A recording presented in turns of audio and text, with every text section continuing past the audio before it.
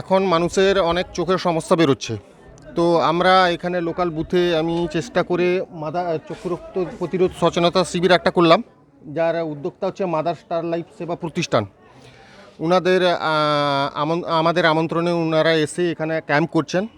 দুস্থ পরিবারে যারা ডাক্তারের কাছে গিয়ে দেখাতে পারেন না, যাদের আর্থিক অবস্থা খারাপ, ওনারা এসে এখানে বিনামূল্যে চিকিৎসা করাতে পারছেন।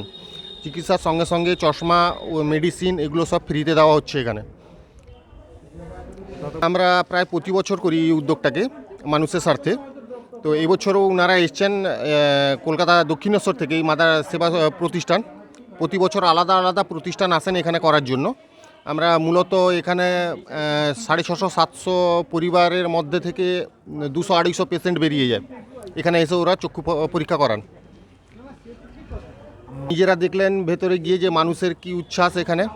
ওনারা ফ্রিতে চক্ষু দেখাতে পারছেন, মেডিসিন নিতে পারছেন, চশমা নিতে পারছেন। আবার কারো চোখে যদি ছানি হয়ে যায়, ওনারা চোখ অপারেশন ফ্রিতে করে আনবেন মেদিনীপুর থেকে। সমস্ত সুযোগ সুবিধা এখানে আমরা দিয়ে দিচ্ছি তাদের জন্য। আমার নাম বাবুল শাহ, পশ্চিম পানিপারুল এই বস্তিবাজার বুথের একজন মেম্বারের স্বামী আমি।